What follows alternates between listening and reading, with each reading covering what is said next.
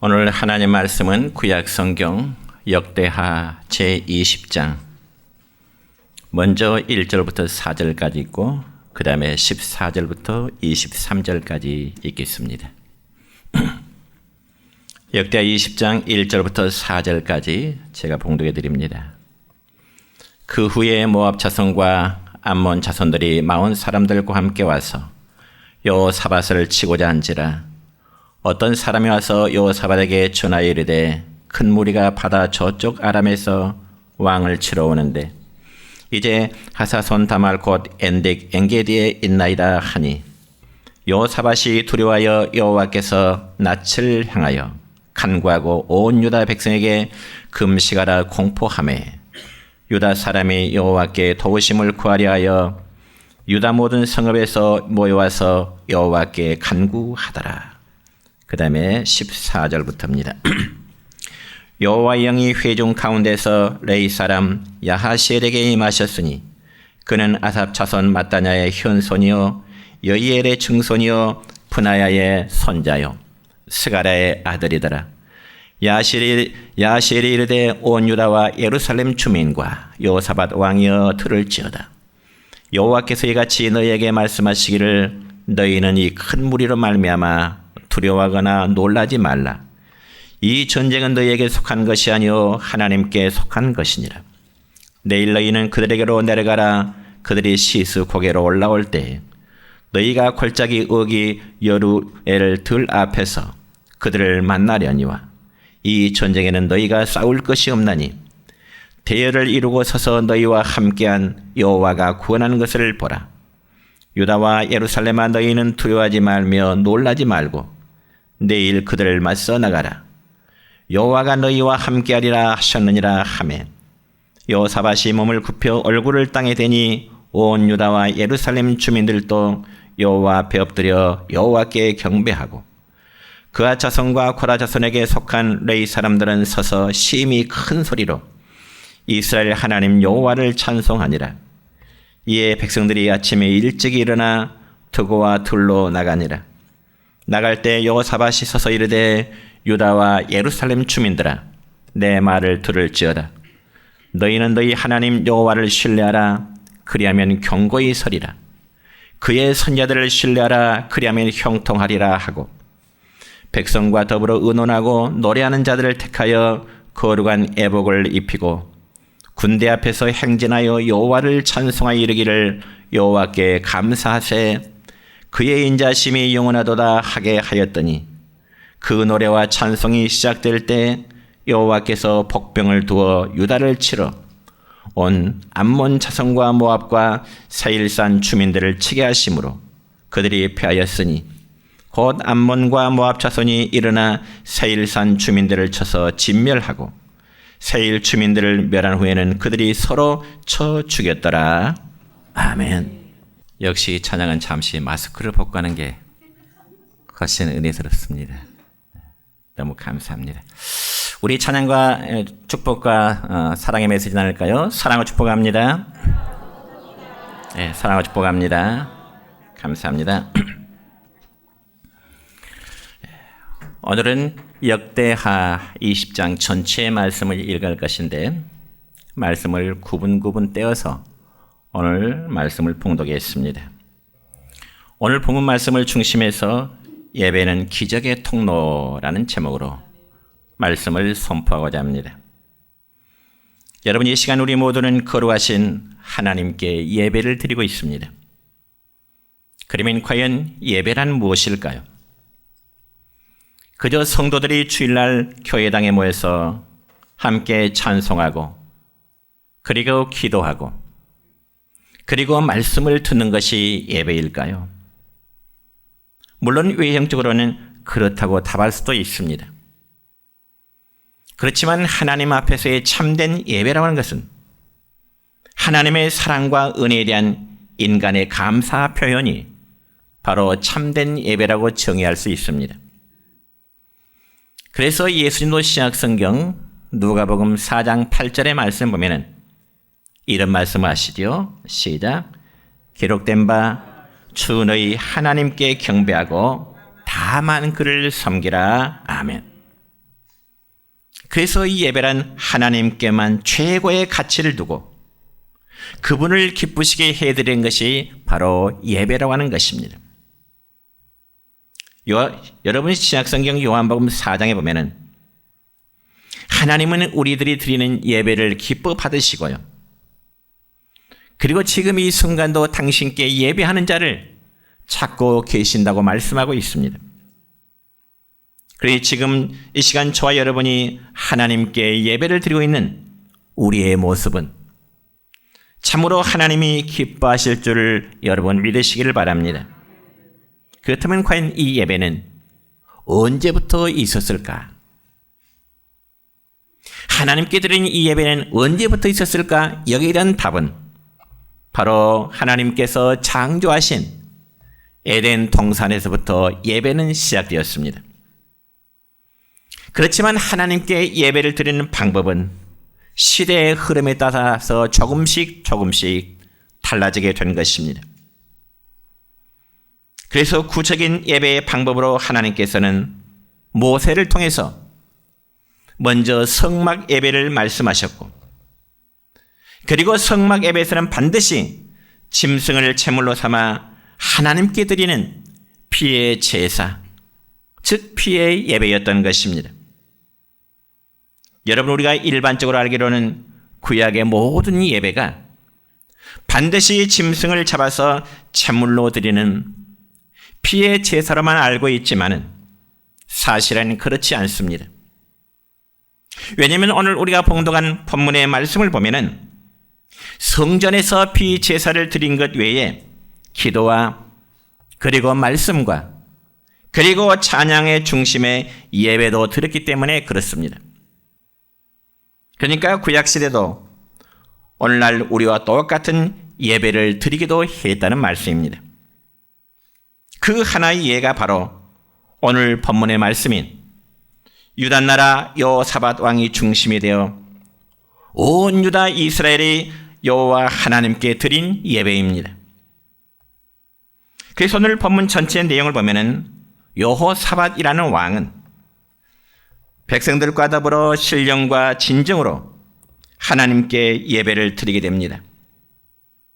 그리고 예배 중에 임한 하나님 말씀에 순종하여 풍전통화 같은 국가의 위기를 예배를 통해서 회복했던 내용이기도 합니다.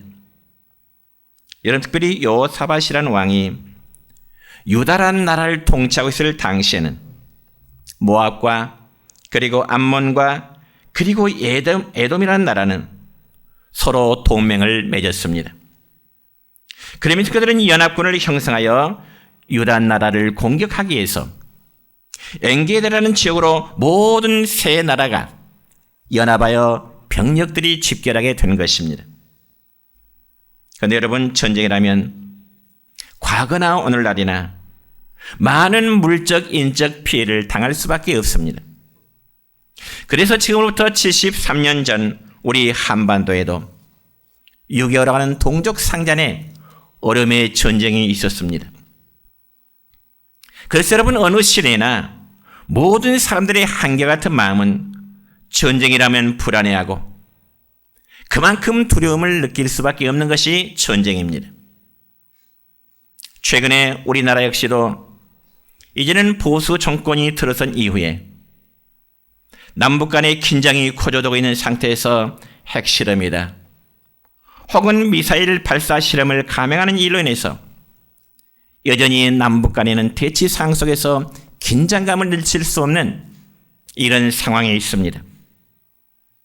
그래서 우리나라의 정부의 입장은 만약 북한이 남쪽을 향하여 공격하면은 원점을 타격하고 몇백 배로 갚는다는 등 마치 금방이라도 전쟁이 일어날 것만 같은 그런 분위기를 조성하고 있는 게 사실입니다. 이와 마찬가지로 여호사밧이 유다 나라를 통치하고 있을 때도 역시 주변의 세 나라가 연합군을 이제 결성해서 유다라는 나라, 즉 남쪽 이스라엘을 공략하고자 했던 것입니다. 그러면서 이미 연합군대들이 엔게드라는 곳에 진을 치고 있으니 유다 나라는 그야말로 바람 앞에 등불처럼 절대절명의 위기에 지금 처해 있는 상황입니다. 그러면 과연 그런 위기 속에 왕과 백성들이 어떤 태도를 취했을까요? 첫째는 기도하는 자세를 그들은 가졌습니다. 여러분, 유다 나라 예루살렘 사람들은 갑작스러운 전쟁 소식에 놀랄 수밖에 없었습니다. 더군다나 유다 나라는 다른 나라와 전쟁을 할 만한 준비가 전혀 더 있지 아니하는 그런 나라였습니다. 그러니 유다 나라를 다스리고 있던 이 여호사밧 왕은 당황할 수밖에 없고 두려움에 처할 수밖에 없습니다. 그렇지만 여호사밧 왕은 하나님을 경외하는 믿음의 왕이었습니다. 그래서 여호사밧 왕이 취한 행동에 대해서 오늘 본문 3절의 말씀을 보면 이렇게 기록되어 있습니다. 시작.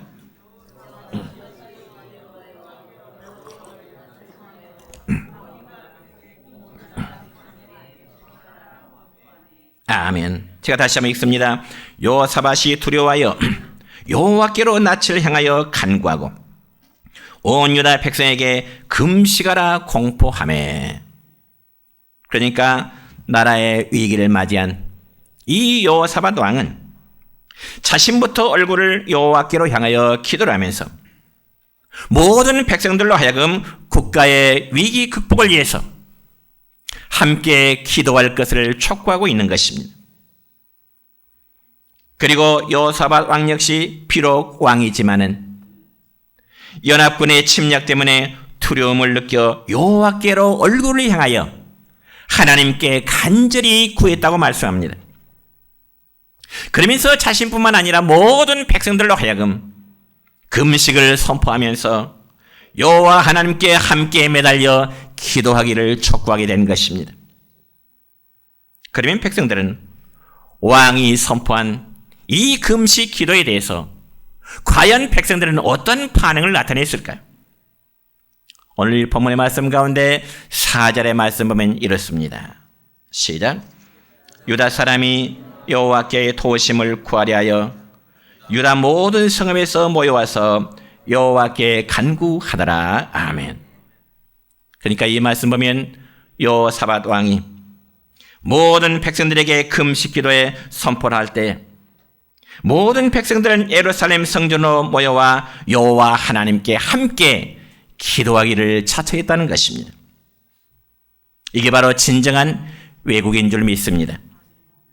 불과 며칠 전에 인터넷 뉴스를 보니까 한 여론조사에서 20, 30대 젊은 층들을 대상으로 해서 이제 설문조사를 했습니다.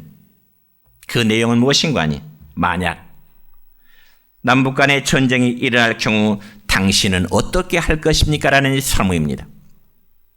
대상은 20, 30대에 속한 젊은이들입니다. 그 설문에 대해서 첫째는 자신과 가족의 안전을 위해서 회로 나가겠다 답변한 사람이 무려 63%였습니다. 그리고 남북 간의 두 번째는 전쟁이 임했다면은 전쟁에 참전하겠다 하는 사람 젊은이들이 31%였습니다.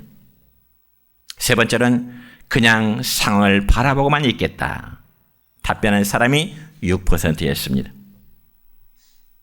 그러니까 우리나라 젊은 20, 30대 젊은이들의 인식 가운데 약 3분의 2는 전쟁이 일어나면 다른 나라로 도피하겠다는 생각이었습니다. 그렇지만 오늘 성경에 보면은 유다 백성들은 자기의 조국이 위기에 처했을 때 모든 백성들이 예루살렘으로 모여서 하나님 앞에 모여 예배를 드리고자 한 것입니다. 그래서 오늘 읽은 본문 13절의 말씀 보면 이렇습니다. 시작. 유다 모든 사람들이 그들의 아내와 자녀와 어린이와 더불어 여호와 앞에 섰더라. 여러분 여기 여호와 앞에 섰다 이 말은 예배자로 섰다는 그 말씀입니다. 그런데 우리는 여기서 하나의 의문점을 가져볼 수 있습니다. 지금 세 나라의 연합군이 결석해서 유다 나라를 쳐들어와서 이제 나라의 운명이 위기에 처했다면 과연 왕의 입장에서는 그 난국을 어떻게 이제 헤쳐야 할까? 당연히 백성들로 하여금 기도하도록 하고 왕은 군사들을 모집해서 적들을 막아내고자 하는 것이 당연한 이치 아니겠습니까? 그럼에도 불구하고 여호사밧 왕의 조치는 모든 백성들로 하여금 금식 기도를 선포하도록 한 것입니다. 그러자 모든 백성들은 국가의 위기 속에서도 왕의 명령에 따라서 하나님의 성전에 모여 금식하면서 간절히 기도하게 된 것입니다. 여러분, 여기 금식에 있다는 것은 그만큼 간절하고 지금 위급한 상황에 있다는 사실을 증명하는 거죠. 그럼 여러분, 왕으로부터 시작해서 모든 백성들이 함께 모여서 금식 기도로 간절히 했을 때 과연 어떠한 일이 일어났을까요? 금식 기도의 결과는 과연 어떠했을까요? 14절 첫 부분의 말씀입니다. 시작. 여호와의 영이 회중 가운데에서 레위 사람 야하시엘에게 임하였으니. 여러분, 모든 백성들이 한 마음으로 뜨겁게 기도할 때 여호와의 말씀이 그 회중에 있는 야하시엘이라는 사람에게 말씀이 임합니다. 다시 말씀드려서 온 백성이 하나 앞에 합심하여 기도할 때 여호와의 영이 회중 가운데 임했고, 특별히 레위의 제사장, 레위 지파에 속한 제사장 야하시엘에게 하나님의 말씀이 있는데, 그러면 과연 야하시엘을 통해서 하나님의 말씀이 선포됐을 때 그 말씀은 한 개인에게만 주는 말씀이 아니라 모든 백성들 전체에게 주시는 말씀이 되는 것입니다. 그래서 하나님께서는 야하시엘을 통해서 유다 백성들로 하여금 어떻게 행동할 것이냐, 두 가지의 중요한 말씀을 주십니다. 첫째는 두려워하지 말고 놀라지 말라고 하는 말씀입니다. 아무리 세 나라의 연합군이 결석해서 유다 나라를 친다 할지라도 백성들로 하여금 두려워하지 말아라, 놀라지 말아라. 본문 15절 하반절이네요. 시작. 너희는 이 큰 무리로 말미암아 두려워하거나 놀라지 말라. 이 전쟁은 너희에게 속한 것이 아니요 하나님께 속한 것이라. 아멘. 이처럼 전쟁은 여호와 하나님께 속했기 때문에 자신들의 무능함과 자신들의 부족함을 보고 두려워하거나 놀라지 말라는 말씀입니다. 여러분, 이와 같은 경우는 우리가 구약성경 사무엘상 17장에 보면 나타나는데, 어린 소년 다윗이 당시 블레셋 장군 골리앗을 대할 때도 마찬가지입니다. 그래서 사무엘상 17장 47절의 말씀을 보면 어린 다윗은 골리앗에게 이렇게 선포합니다. 뭐라고요? 시작. 전쟁은 여호와께 속한 것인즉 그가 너희를 우리 손에 넘기시리라. 아멘. 이건 대단한 믿음의 선포입니다. 여호와 하나님이 너희들을 우리들의 손에 넘기시겠다는 것은 우리에게 승리를 안겨주실 것이라고 하는 믿음의 확신이요, 믿음의 선포가 된다는 말씀입니다. 여러분, 전쟁의 선포는 하나님께 달려있음을 믿으시기를 축원합니다. 그래서 나라의 위기 속에 온 백성이 금식 기도를 할 때 제사장 야하시엘은 선포합니다. 뭐라고요? 전쟁은 여호와 하나님께 속했기 때문에 여러분들 놀라지 마세요. 여러분들 두려워하지 마세요. 이렇게 선포합니다. 그래서 다윗의 말처럼 하나님께 야하시엘에게 주신 그 말씀, 전쟁은 여호와 하나님의 손에 달려있다. 세 나라가 아무리 연합을 결성해서 쳐들어온다 할지라도 그 전쟁은 여호와 하나님의 손에 달려있기 때문에 두려워하지 마세요, 놀라지 마세요 선포하게 되는 것입니다. 여러분, 이러한 믿음의 선포는 모든 백성들에게 힘과 용기를 얻게 되었음을 여러분 믿으시기를 축원합니다.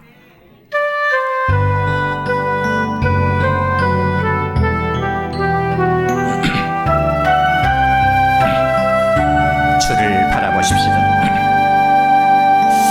왕의 사랑을 사모하는 자, 하나님의 평안을 바라보는 자, 너의 모든 것 창조하신 우리 주님이 너를 얼마나 사랑하시는지 하나님께 찬양과 경배하는 자 하나님의 선하심을 닮아가는 자 너의 모든 것 창조하신 우리 주님 너를 자녀 삼으셨네. 하나님 사랑의 눈으로 너를 어느 때나 바라보시고 하나님 인자한 귀로서 언제나 너에게 기울이시니 어두움에 밝은 빛을 비춰주신 너의 작은 신음에도 응답하시니 너는 어느 곳에 있든지 주를 향하고 주만 바라볼지라. 하나님 사랑의 눈으로 너를 어느 때나 바라보시고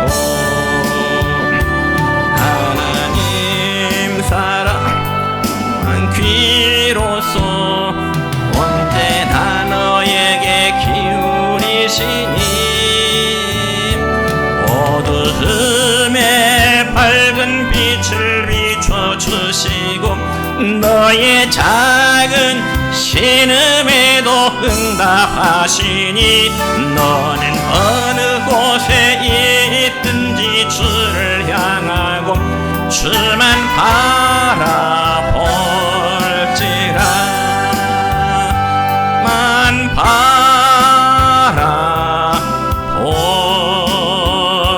바라볼지라.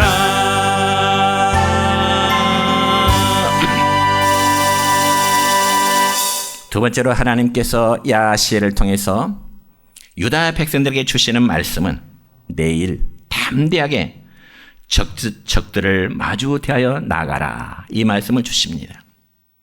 오늘 본문 17절 하반절의 말씀입니다. 시작. 유다와 예루살렘아 너희는 두려워하지 말며 놀라지 말고 내일 그들을 맞서 나가라. 여호와가 너희와 함께 하리라. 아멘. 여러분 이 말씀은 유다 백성들이 연합 군대와 싸울 필요가 없이 그저 대혈만을 이루고 서서 여호와 하나님의 구원만을 바라보라는 것입니다. 그러면 그 다음은 하나님이 알아서 그들을 처리해 주시라고는 하나님의 말씀입니다.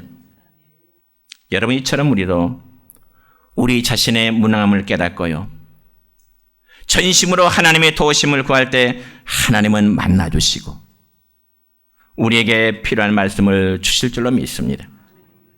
그러므로 전폭적으로 하나님을 의뢰하는 마음으로 예배를 드릴 때 성령께서 우리 가운데 임하시고 마음의 승리란 확신을 주시게 될 것임을 여러분 믿으시기를 축원합니다.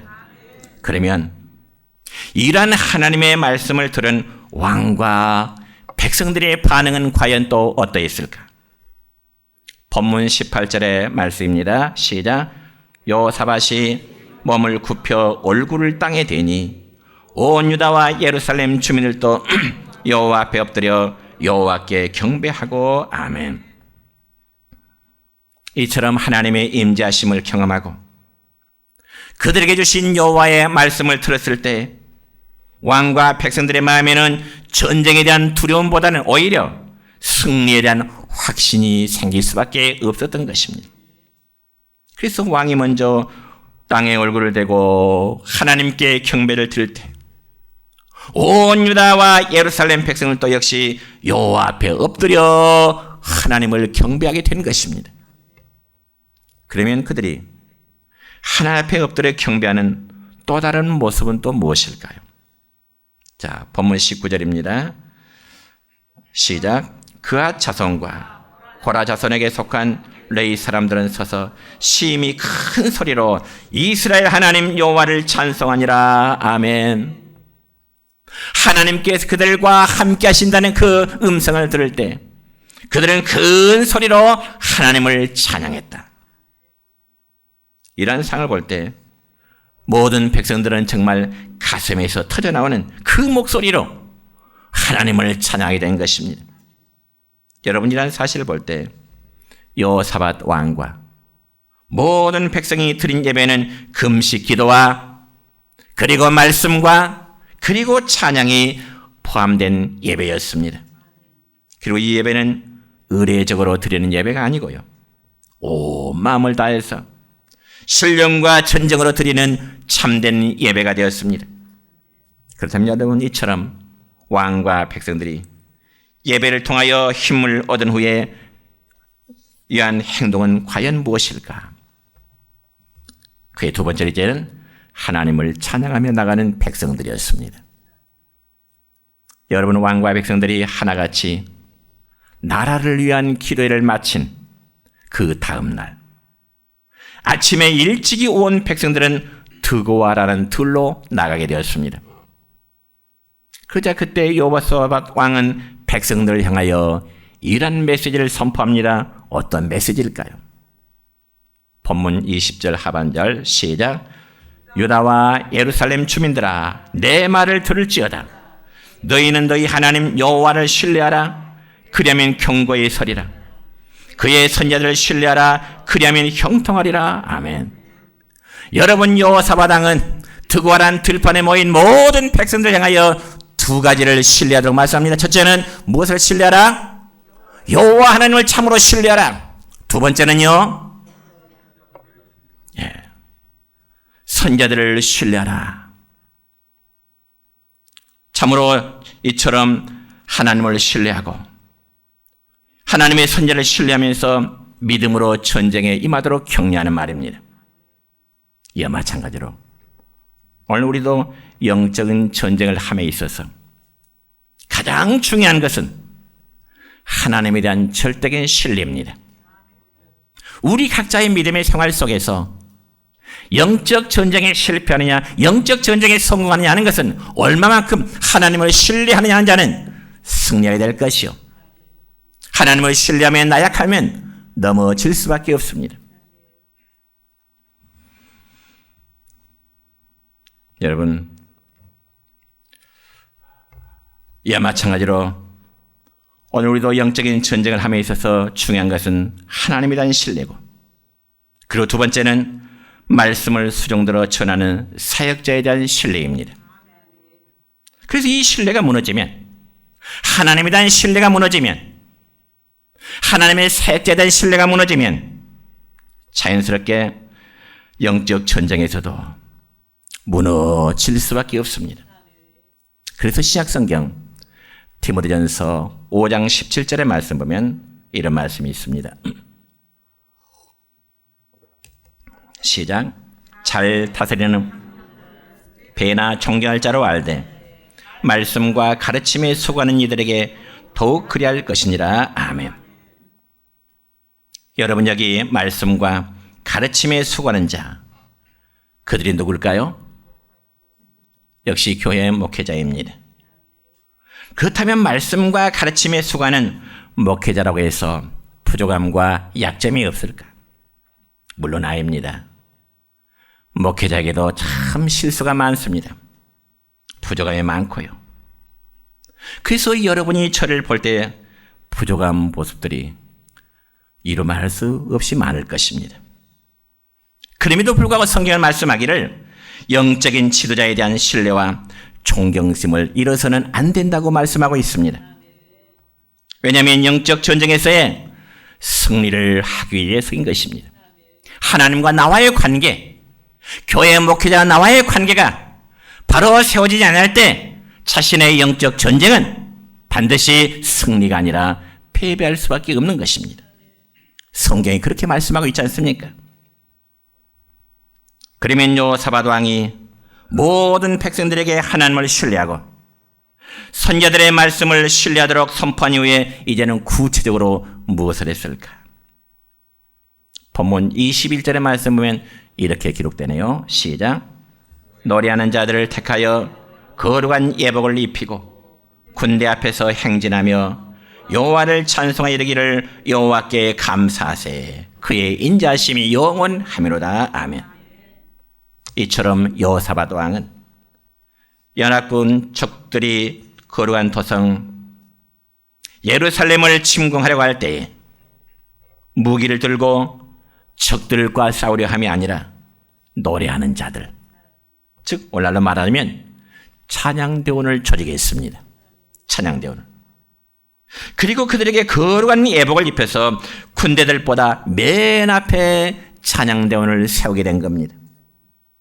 그러면서 행진하는 가운데 그들에게 찬송을 하도록 왕이 명령합니다. 어떻게 보면 참 황당스러운 모습 아니겠어요? 여러분 생각해 보세요. 아니 연합군 적들은 지금 칼과 창과 무기를 가지고 예루살렘을 향하여 지금 전쟁으로 쳐들어오고 있는데 무슨 찬양대원을 선발해서 군대 앞에 서서 찬송을 하도록 하라는 말입니까? 논리상 맞지 않잖아요. 그리고 매우 무모하고 어리석은 행위처럼 보이기도 합니다. 한마디로 너무 황당스러운 모습 아니겠어요?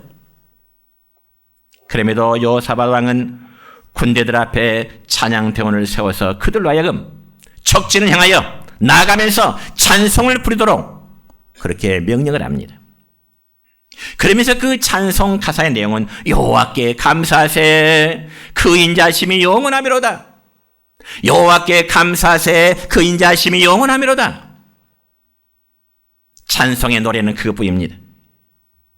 그럼 여러분 이처럼 찬양대원을 군대들 행진보다 맨 앞에 세운다는 것은 과연 무엇을 의미할까요? 그것은 바로 군사력보다 전능하신 하나님을 의지하고 싸우겠다고 하는 그들만의 신앙의 표현인 것입니다. 그들만의 믿음의 각오인 것입니다. 그리고 하나님께서 친히 싸워주실 것을 믿고 그 하나님께 감사하고 그 하나님의 인자하심을 찬양하게 된 것입니다. 그러면 찬양대원들이 행진하면서 찬송을 하고 군대들 맨 앞에 나갈 때 과연 이제는 어떤 일이 벌어질까요? 한마디로 기적이 일어납니다. 어떤 기적일까요?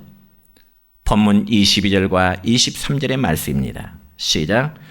그 노래와 찬송이 시작될 때에 여호와께서 복병을 두어 유다를 치러 온 암몬 자손과 모압과 세일산 주민들을 치게 하심으로 그들이 패하였으니 곧 암몬과 모압 자손이 일어나 세일산 주민들을 쳐서 진멸하고 세일 주민들을 멸하면 그들이 서로 쳐 죽였더라. 한마디로 세 나라 연합군들이 자기들끼리 자중질환을 갖게 된 것입니다. 여러분 이 말씀은 유다 백성들이 찬양대원들이 찬송을 부를 때 기적이 일어났어요. 언제요? 언제? 다시금 22절 이제 부분의 첫 부분의 말씀 보면 그 노래와 찬송이 시작될 때 믿습니까? 쳐들어온 적들에게 칼과 창으로 대적을 맞고자 하는 것이 아니라 여호와의 찬송하세 그 인자하심이 영원하미로다. 하나님을 찬송할 때 그 노래를 부를 때 하나님께서 그 세 연합군을 자중질환으로 자기들끼리 싸우면서 이제 패하게 되는 것입니다. 그러면서 연합전선은 깨뜨려지게 될 것이고 스스로 패하게 되는 것입니다. 사랑하는 성도 여러분이요, 우리 하나님은 찬송 중에 거하시는 하나님이심을 믿으시기를 축원합니다. 우리가 믿음으로 찬송할 때 기적이 일어날 것이고 도저히 감사할 수 없을 때 하나님께 감사하고 찬송하면 기적이 일어날 줄 믿으시길 바랍니다. 여러분 특별히 신약성경 사도행전 16장의 말씀 보면은 바울과 실라라는 사람이 복음을 전하다가 빌립보라는 감옥에 갇히게 됩니다. 그러면 바울과 실라는 감옥에서 무엇을 했을까요? 갇혀서 뭐 될까요? 한숨을 쉬면서 절망했을까요? 아니면 복음을 전함으로 감옥에 갇힘을 후회했을까요? 괜히 전도했다고, 괜히 전도하다 잡혀서 이 감옥에 갇혔노라고 후회했을까요? 그건 역시 아닙니다. 오히려 사도행전 16장 25절의 말씀 보면 이렇게 기록되어 있습니다. 시작. 한밤중에 바울과 실라가 기도하고 하나님을 찬송하며 죄수들이 듣더라. 아멘. 한밤중에 바울과 실라가 뭘 했다고요? 하나님께 찬송했다. 그러니까 이 말씀 보면 바울과 실라는 한밤중에 지하 감옥에서 예배를 드렸다고 우리는 이해하면 좋을 것입니다. 왜요? 기도하고 하나님을 찬송함이 바로 예배이기 때문에 그렇습니다. 믿습니까? 그러면 바울과 실라가 감옥에서 하나님께 기도하고 찬송한 결과는 어떤 결과를 낳게 됐을까? 사도행전 16장 26절입니다. 시작. 이에 갑자기 큰 지진이 나서 옥토가 움직이고 문이 곧 다 열리며 모든 사람의 메인 것이 다 벗어진지라. 아멘. 여러분 얼마나 놀라운 기적인가요? 한밤중에 하나님께 기도하고 찬송하니 감옥의 터가 움직이고 지진의 현상이 나고요. 그로 인해서 감옥문이 열리게 됩니다. 그리고 손바람에 어떤 쇠사슬이 다 풀어지는 기적의 역사가 나타납니다. 이 현상이야말로 어느 누구와 기적의 역사가 아니라고 부인하겠습니까? 그자 이때 성령께서 바울의 입술을 통해서 너무너무 유명한 말씀을 주십니다. 어떤 말씀일까요? 사도행전 16장 31절 큰 소리로 시작. 주 예수를 믿으라. 그리하면 너와 네 집이 구원을 받으리라. 아멘. 이 일로 인하여 감옥을 지키던 간수가 회개하고 예수님을 영접하게 되었습니다. 이런 기적의 역사가 어떻게 나겠어요? 바울과 실라가 감옥에서 믿음으로 예배를 드렸을 때 이 놀라운 기적의 역사가 일어나게 된 것입니다. 자, 이제 말씀했습니다. 자, 답시다. 예배는 기적을 일으키는 통로다. 믿으시기 바랍니다. 예배는 기적을 일으키는 통로입니다. 그래서 우리가 전심으로 예배를 드릴 때 성령께서 임재하실 것이고 우리는 말씀대로 순종할 때 또한 기적을 경험하게 될 줄로 믿습니다. 또 따라서 합시다. 기적은 우리가 찬송할 때 일어납니다. 그렇습니다. 하나님은 우리의 찬송 중에 거하십니다. 우리의 찬송 중에 하나님은 함께 하십니다. 그래서 감옥이 흔들리고 옥문이 열릴 때 모든 사슬이 풀어지듯이 우리의 삶의 모든 문제들이 풀려질 수 있기를 다시 한번 주님의 이름으로 축원합니다.